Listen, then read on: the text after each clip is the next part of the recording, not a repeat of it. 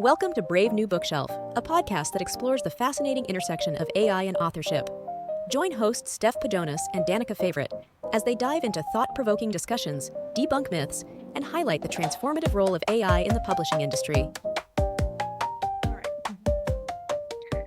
Hello, everyone, and welcome back to an episode of the Brave New Bookshelf. I'm one of your co-hosts, Steph Pajonas, CTO of Future Fiction Academy, where we teach authors how to use AI in any part of their process. So we've been chugging along, doing all types of great stuff on the back end of Future Fiction Academy. We've been doing work on a big fine-tunes course that's coming up and a couple of other things. So I've been super, super busy, but I'm excited to hand off to my lovely co-host, Danica Favorite, because she is my partner in crime, aren't you? I am. I love that, partner in crime. It's really funny because I just joined a dating app. Oh boy. Oh boy. But it's so funny because like half of the men are like, I'm looking for my partner in crime. And I want to know what crime they intend to commit because some of them I'm totally here for. And some of them I'm like, oh no, no, thank you. But the crimes Steph and I commit, I am all for. So We're doing all the fun stuff, aren't we? we are. We have a lot of fun together. And actually, I say partner in crime, but we actually do nothing that is illegal. You all know we are all about doing everything legally and ethically with AI. No crimes being committed here. Anyway, I'm Danica Favorite. I am the community manager at Publish Drive, where we help authors on every stage of the journey, whether that's formatting their manuscript, coming up with a book description, a book cover, getting their books distributed to the world's largest audience, then also with doing their financial tracking and splitting royalties. We have you covered. So between us and Steph, who's going to help you write the AI books, like we are the full package here at Brave New Bookshelf. So please check out Publish Drive, check out Future Fiction Academy. I already know I'm going to be doing a few more props to FFA throughout this lovely interview because in our pre-show, we were chatting with Derek a little bit, and Steph was like, FFA has a course on this. So we will have all of that information for you in the show notes. So make sure you check those out. But without further ado, I would like to introduce you to Derek Slaton. I invited Derek for a lot of reasons. So first of all, for those of you who are in the AI for Authors group, you know this guy is posting every day about all the cool stuff he's doing with AI. I'll start reading a post. I'm like, wow, that's really cool. I wonder who's doing this. And I'll scroll up. It's Derek. And so we're like, yay, I really want to get him on as a guest. But also, one of the requests I've had for the podcast is people to talk about AI and translations. We're going to talk about a lot of things, but if you want to know someone who's succeeding at AI translations, Derek is the guy. So very, very excited to have Derek on today. And I'm going to go ahead and say, Derek, please tell us about yourself and what you do, what you're writing, how you're using AI, all that cool stuff. We want to hear about it all. All right, hello everybody. I am Derek. I write the Dead America Zombie Book series, which is the biggest zombies series in existence. It's roughly 3.5 million words. It is the longest running zombie book series that's out there, with roughly 140 novellas, plus another 60 shorts that are mostly directly to YouTube and Spotify podcasting as well. I love that. I think that is great. Why don't you tell us, because I know we've talked a little bit about this. When did you start writing these zombie books? I started writing zombies, the original Dawn of the Dead, that was released in 1978. I watched it when I was in high school, and it scared me so badly when I laid down to go to sleep that night. So I thought, oh, what would I do in that situation? That was like a light switch went off, and I started writing my first zombie story back then and just kept writing over the years. And it wasn't until 2018 when I discovered self-publishing that it's like, oh, I can put this story out there and start writing my own universe. And the first book was published July 2nd, 2018, and has just been going strong ever since. That's awesome. I love that because you've got this long-running zombie series, and then AI comes into the scene. And this is really great because this is the first question we usually like to ask our guests. How are you approaching AI in publishing? Like when that came onto the scene, what was your response and how did you react to that? So the first thing that really drew me into AI was the audio, because I was producing so much stuff just because writing books, having new releases every few weeks. and then releasing that weekly on YouTube, I was quickly running out of content because I started my YouTube channel when I had 80 or 90 books already released. I was like, okay, I got a 2-year buffer before I start running out of content. And then AI audio came along, and it's like, that sounds a lot better than the old computer audio. So let's give it a shot and see what the people think. So I played around with 11 Labs and ultimately settled on PlayHT just because they had an unlimited plan and I planned on using that. I tried it, released it, and like anything with AI, if somebody said, oh, that's AI, I don't like that, fist shaking. But a lot of the people actually enjoyed it. Shortly after that, I released another one and I started changing up my thumbnails. I tried one with an AI image because I was just using cut and paste stock photography before that.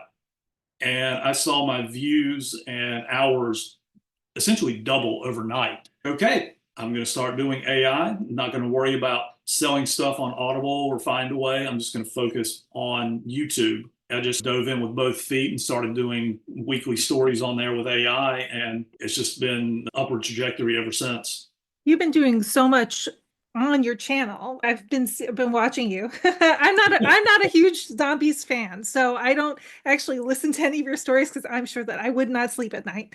But I come and I check out your channel every now and then just to see how things are going. You write every week and produce a story every week. Is that correct?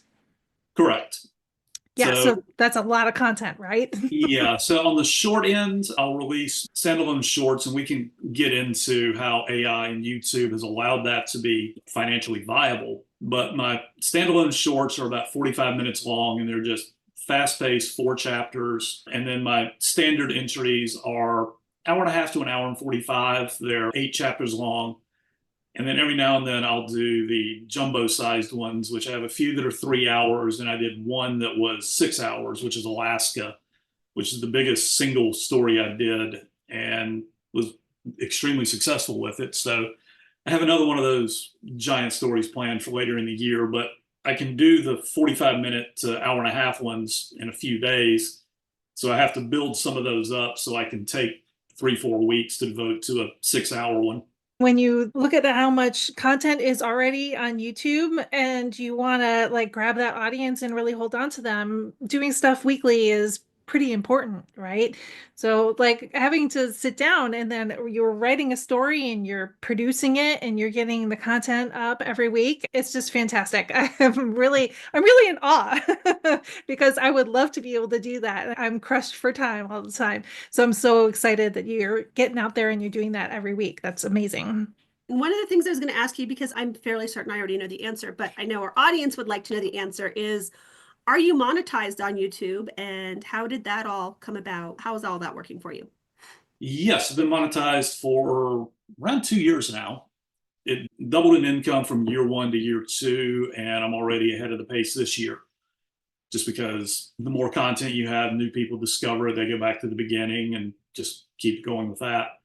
Getting monetized was fairly easy. It took about 3 months to hit the 1,000 subscriber mark. With audiobooks, it took about 3 days to hit 4,000 hours. That's really good to know because, again, you're sitting here, you're like, yeah, I'm using AI audio, I'm doing all this stuff.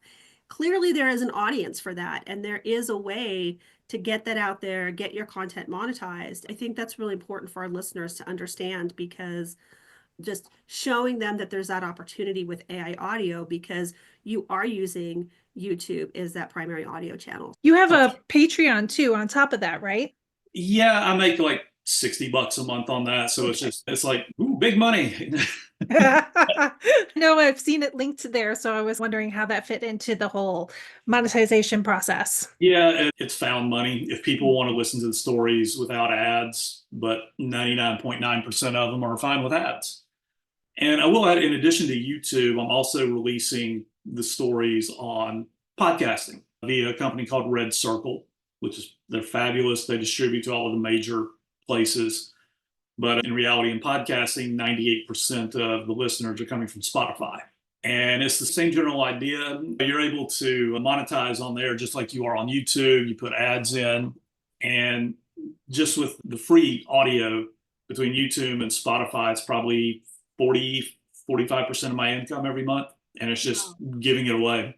Yeah, that's awesome. This is the kind of stuff that I think our listeners really do need to hear, because where are those opportunities? And clearly, even with the AI audio, you're just doing amazing. I make 5 to 6 times a month on YouTube and podcasting as I do on Audible and Findaway combined.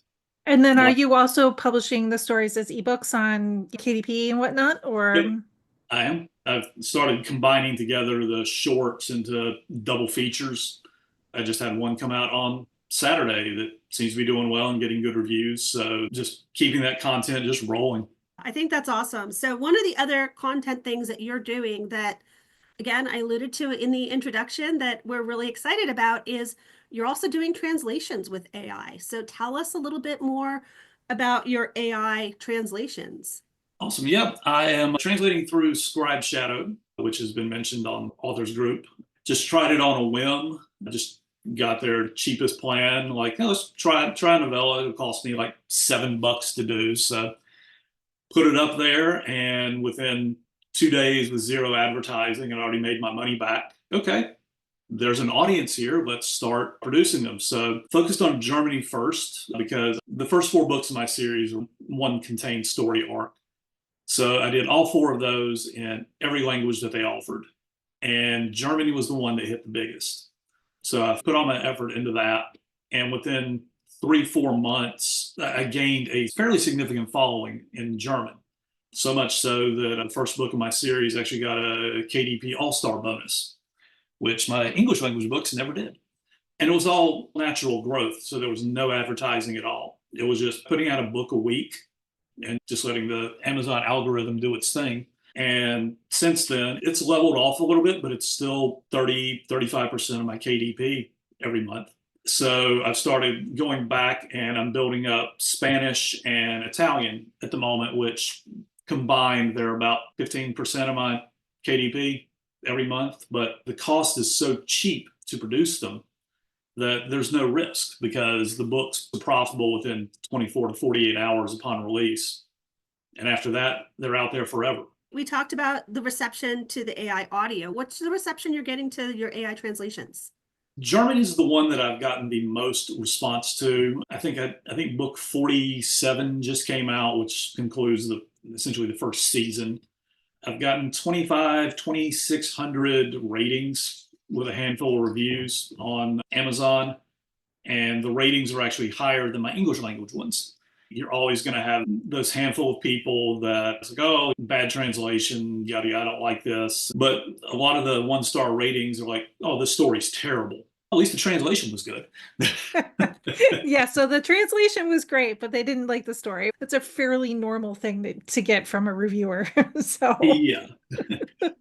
And I will mention that with Scribe Shadow, you have the option. You click the button, it translates the document, and you can also spend credits to have it human reviewed, which I've never done, because when I first started this, I got probably 15, 20 books into the series before that became an option. It's great if you want that extra level of polish, but I kind of subscribe to the Roger Corman mindset, which, for listeners who don't know, Roger Corman was a prolific film producer in the 60s, 70s, 80s, and 90s, focusing on drive-ins and direct VHS. And his mantra was essentially like, do it fast, do it cheap, do it entertaining. I have no doubt that I'm probably losing 10, 15% of the potential audience by doing it that way, but I'm moving so fast, I don't care, because I'm picking up so much more, and it's not worth the extra time and money investment to try and pick those people up, especially when you have a series this large. I'm just blown away by the number of books you're talking about here. And you're like, oh yeah, I've got 2,600 reviews,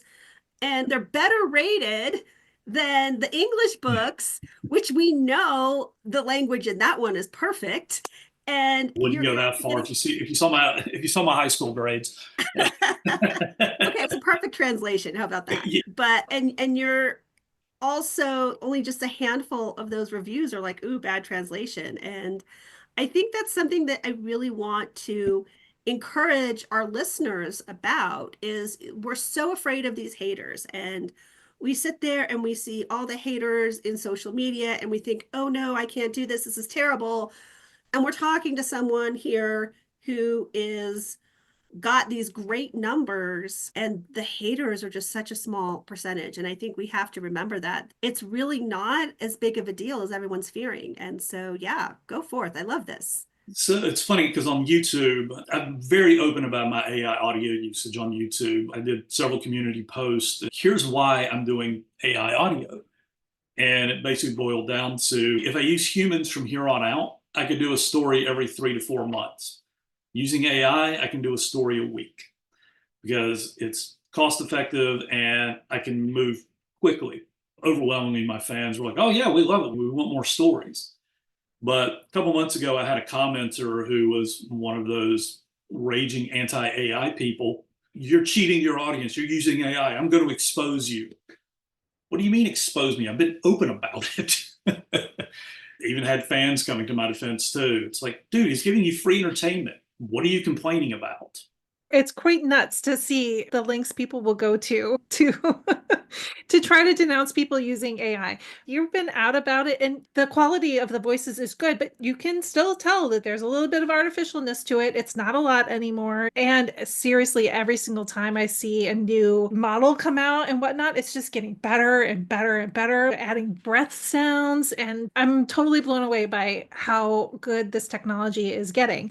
And here you are, you're producing stories every week, and your audience in there, I have gone in and looked at the comments. They freaking love it. You're not shrifting anybody out of anything when it comes to using these tools. And I think that's really important for people to understand that when we're doing things fast and we're doing things entertaining, whether you call that like move fast and break things, or whether or not you're calling it a minimum viable product, whatever it is, if it's speaking to your audience and your audience loves it, then that becomes the invitation to do more cool things with these tools that we have. So I'm totally sold on the idea. I really love it. And to double down on that point, removing all of the costs involved, because I broke even for the year with all of my costs across audio, editing, translations, everything by probably the third week of January. So everything from that point on to the rest of the year is profit, which really opens up creativity because I can try anything I want. Back in the grand old days of 2018, if I wanted to do a new series, I would not only have to invest months, I would have to set aside thousands of dollars to essentially gamble that that series would find an audience. And now I can have an idea on Sunday night and wake up on Monday morning and start writing it. And if I put it out there, and even if it's a flop, I still make money on it. But the more important point is I don't lose money. So that has really not only opened up creativity, because I've done a couple non-zombie things that have been knocking around my head for years. But the big thing it did was open up the economic viability of shorts. Because 8,000 word, 45-minute shorts, when you had to pay for editing and audio, you can't sell that. It wasn't viable. But now it's fantastic. So if I have a story idea, this isn't big enough for a book, it's not big enough for a series, I can do it in a short form. And the best thing about those, and my fans love them because there's so much chaos and uncertainty, because they know it's a one-off, everybody's vulnerable. So it adds that extra layer of danger to everything. Yeah, I think that would be really fun with a zombie book, knowing that anyone could get killed by the zombies. That's fun.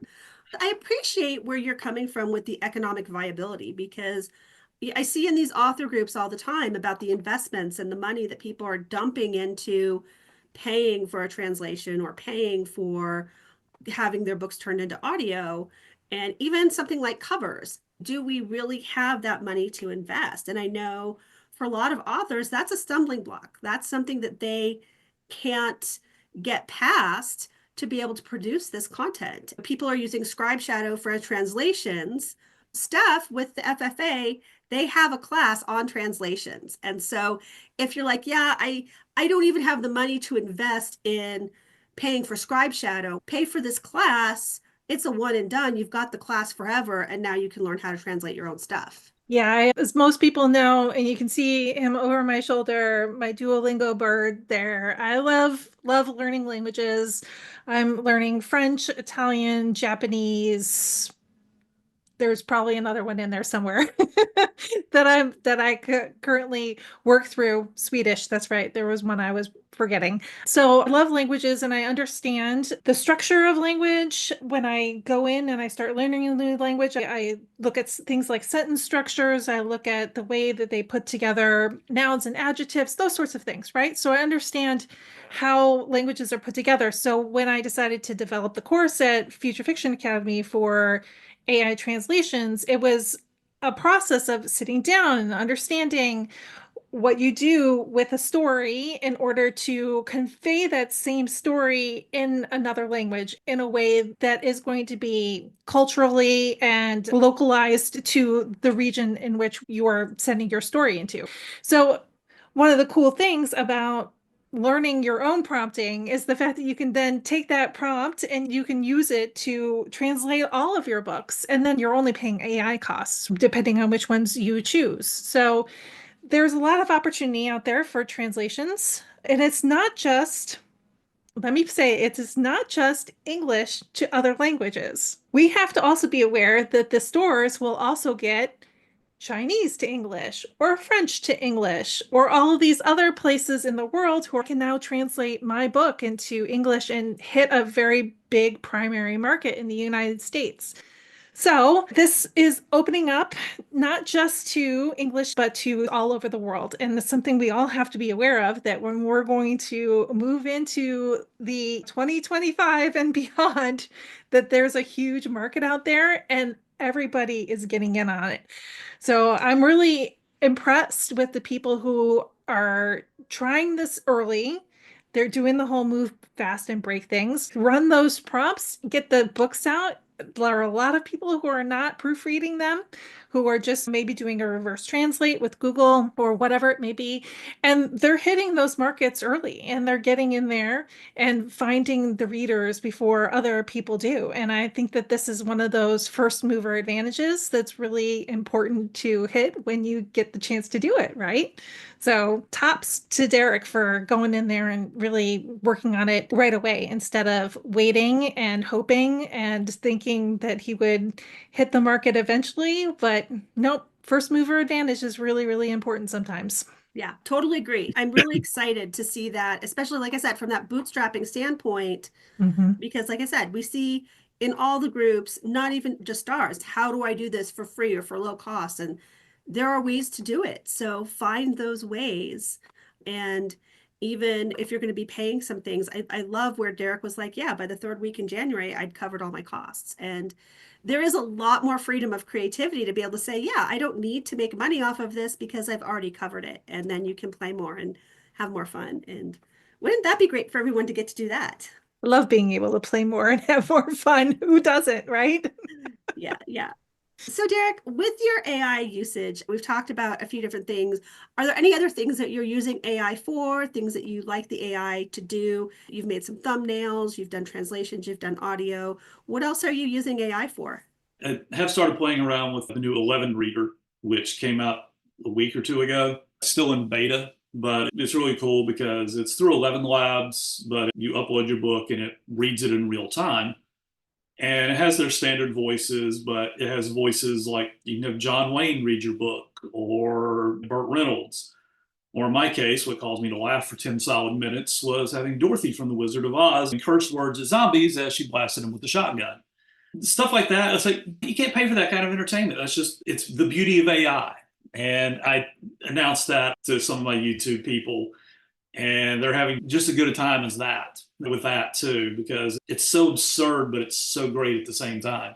As far as other AI uses, I just signed up for a Claude 3.7 just to try it out because I've heard so many things about it. Spent yesterday playing around with it, uploading a few of my books. Like, hey, here's an outline. See what you can do with this. Still reading through it, and it's a little creepy that it's sounding like me, including some of the banter. But not entirely sure what I'm going to do with that, if anything. But it's so cool that it's out there. It is cool. I have not had time to play with Claude 3.7 yet, but I'm hearing that Claude 3.7 is becoming the new boyfriend of The AI Is love it? Am I going to Yeah. have to fight somebody for it? Oh boy. Yeah, that's what I'm hearing. I'm hearing people are really loving it. And I went to go use it the other day and there was some kind of weird power outage or something like that. And I'm like, okay, I guess today is not the day. So Claude 3.7 for everybody else, and one of these days I'll get to take him on a little date. So tell us about your workflow. Like, what are you doing with your workflow with the AI? I know people love to hear about how people are doing it, what their workflow looks like. What does yours look like? So Monday morning, after I chug a couple cups of coffee, pick out whatever story I'm going to do that week. I have a folder filled with ideas, and half the time that gets thrown out because I'll have an idea on Sunday night. It's like, ooh, I want to do that one today. So I'll do the quick little bullet points for each chapter, because ever since YouTube, I've changed how I structure my stories, and I do it with ad breaks in mind. So I write in 2,000 word chapters, which breaks down to about 12 minutes of audio, which is perfect for ad break between chapters.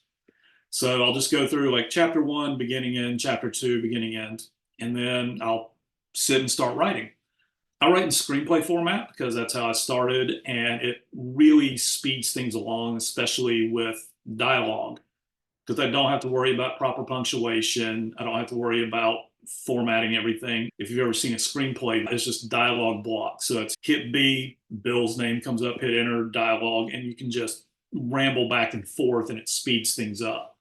So depending upon if I'm doing a 4 or 8 chapter story, I'll typically wrap up by Tuesday afternoon, run each chapter through ChatGPT with a prompt that's essentially telling it to check the prose for correct punctuation and tense, and to turn the dialogue blocks in the screenplay into properly formatted text. Usually I have to correct it a few times because it's like negotiating with a drunk 5-year-old.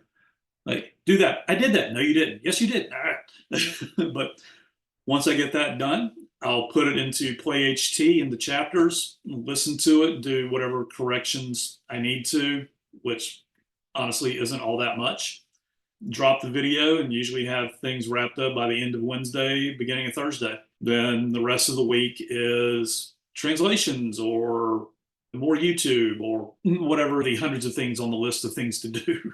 Your videos are basically just like an image on the screen that just kind of like goes back and forth, right? So do you like create an image that goes with each one of your stories? And So in Final Cut Pro, which I use to put the video together, it has the just generic motion backgrounds. So I'll put a brightly colored one on chapter 1, a dark one on chapter 2, and flip flop so it's easy to find when I go and try and place the ads. And then I'll just have the thumbnail for whatever that week's video is just slowly moving across the screen. But yeah, it takes 2 minutes to set up in Final Cut Pro. Listening to you, I'm glad that you told us about your writing process, because it's really interesting that you're now writing with the intention of understanding that YouTube audience and where the ad breaks and all of that stuff is going to be, because that in and of itself is a whole new skill for writing and plotting out what that story is going to look like.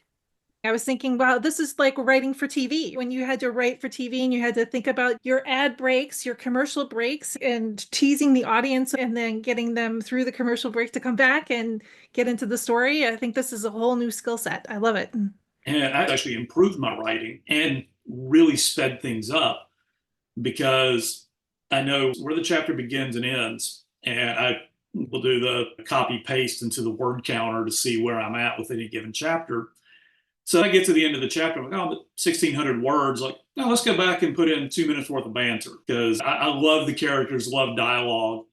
And there's always a spot, no matter where you are, for characters to just talk smack to each other for a couple minutes. And it speeds everything up. It's ultimately made it a better product because I have built in cliffhangers with each chapter.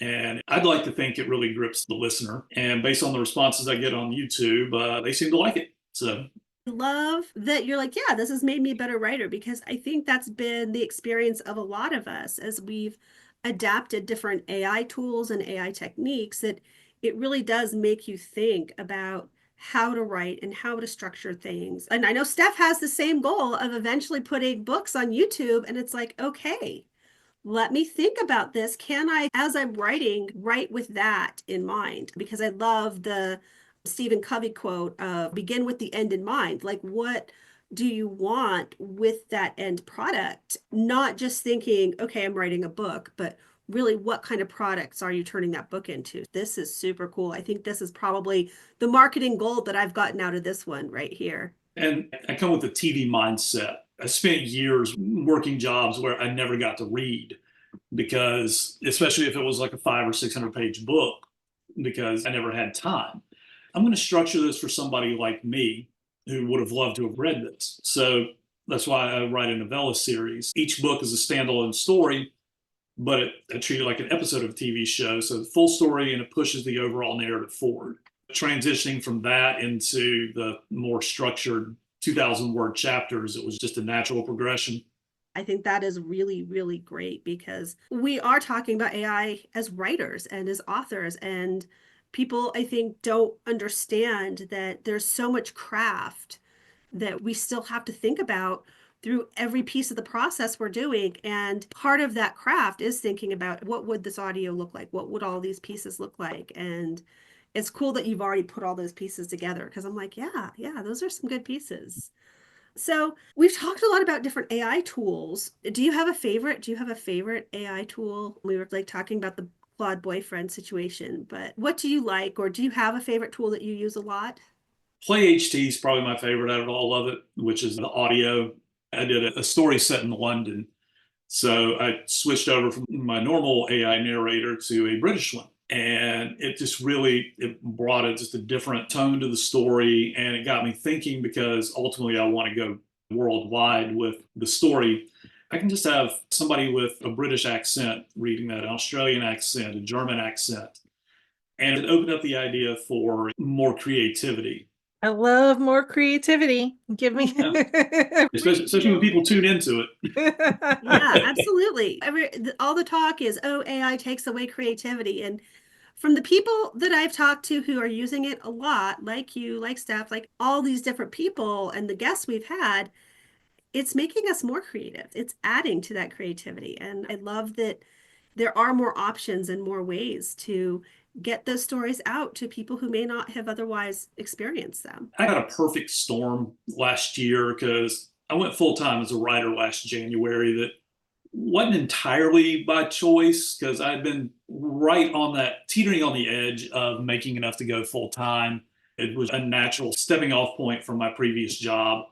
As I was having the conversation with my old boss, I hung up going, oh my God, I'm a full time writer. Oh my God, I'm a full time writer.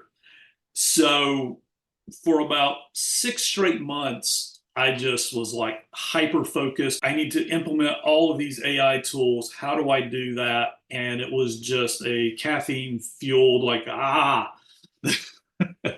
but it spurred me along, and it was some rocky going there for a little bit, trying to find my footing. But I think I've got my process down now. So it's a lot more calming, only 2 cups of coffee instead of the caffeine IV drip to keep me at the computer.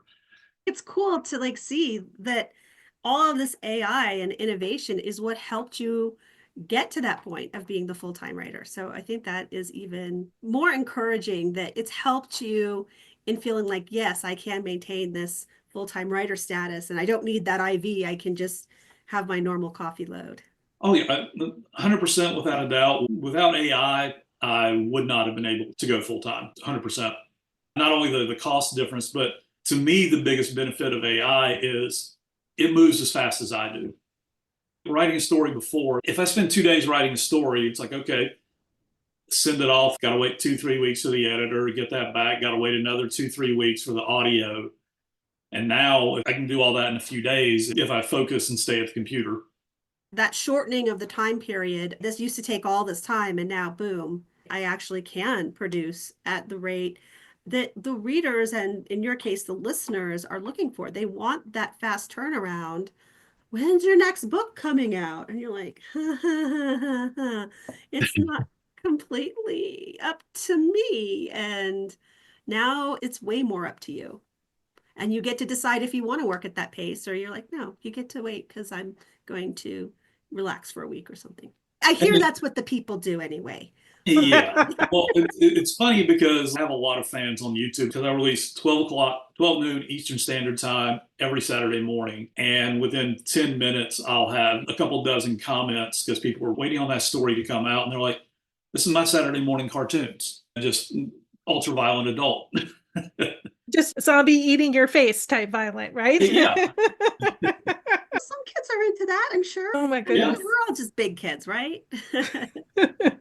Excellent. I love that you've managed to cover so much when it comes to your career, move through all of these different phases of your career, and AI tools have been there to help you along the way. And I think that's important for people to hear. This is not like people using AI to cheat at their business, right? This is people using AI to enhance themselves, enhance their creativity, give their audience more of what they want and what they're excited about.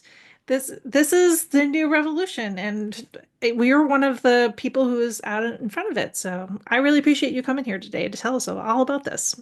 Oh, absolutely. And on that point, I've experienced this my entire career because I started out doing video when Final Cut Pro 1.0 came out. And I had people tell me, oh, you're not a real video person. You're not doing real to real film editing. And then I went and I was one of the first people to get the Digital Rebel, which is the first professional digital camera. I would go and shoot concerts and talk to other photographers, and they're like, oh, you're not a real photographer. You're not using film. And I spent 20 years traveling the country, and they didn't. So going to the next thing, it's just the next technological step. So I'm going to embrace it. I'm going to have a good career. And if others want to come along for the ride, we'll teach you. Excellent. I love that. We got to, yes, I'm right there with you. Yeah, we're all on this great ride together, and I hope more people join us. If they don't, that's okay. But I think that we've got the best people all around us doing the funnest things. And I was just messaging with Steph yesterday. I'm like, I'm so glad to be on this journey with you. And this is fun. This is what I want to be doing with my life, is just having fun adventures with really cool people. And we get to do that. I get to wake up every day, walk up a flight of stairs, hang out with my cats, and be creative for a living. Even a year plus into this, it still just feels surreal when people ask, oh, what do you do? Oh, I'm an author. It sounds like one of those like fake careers you say when somebody asks you in the fifth grade, like, I want to be an astronaut. I want to be a professional baseball player. I want to be a writer. It's one of those things that you see other people do, but it just never feels like is an achievable goal. And then one day it is. And one day it is. Yes. And I'm so excited that for so many people, this goal that seems so far off is achievable. And I love that. I'm excited to see how many more people are going to get to achieve those goals that they've been dreaming of, that they didn't think were possible. And here we are. Excellent. All right, Derek, we're almost out of time. We'd love to send people to all of your socials and your YouTube and all that kind of stuff. Where should we send people at the end of this podcast? YouTube is the best place to find me. I'll send you a link to put in the description. But if you just Google my name, it pops right up in YouTube. Fantastic. Okay, we're definitely going to do that. And no worries, because I have your link because I go visit your channel all the time to check you out. All right, everybody who's been listening in, as usual, you can come by bravenewbookshelf.com and listen to the episode. We usually put the YouTube right up at the top of the page, and we have a player on there too. So if your phone is out of commission, you guys can always come by the website and check it out. We'll have a blog post about this episode and the full transcript as well. Danica, do you have anything that you want to say before we sign off? Yes. Make sure you like and subscribe to our YouTube channel as well as our Facebook, because we want to make sure that this gets out to as many people as possible. So tell your friends, share it with folks. And if you do have questions, like I said, part of why I was eager to get Derek on is we knew people wanted to hear about translations. So are there questions? Are there topics? If there's something that one of our guests has spurred a burning question in you, please make sure to reach out to us and let us know. Number one, we want to know that we're hitting your needs. But number two, if we can find another guest to further the education, that's something we're really excited to do. You can contact us via the website. We have a form there. And then always feel free to just leave a comment on any one of the posts. So we'll see it and we'll be happy to respond to you that way too. Excellent. Okay, so everybody, thank you for tuning in, and we will see you guys all later in the next episode. All right. Bye, everybody. Thanks for joining us on the Brave New Bookshelf. Be sure to like and subscribe to us on YouTube and your favorite podcast app. You can also visit us at bravenewbookshelf.com, sign up for our newsletter, and get all the show notes.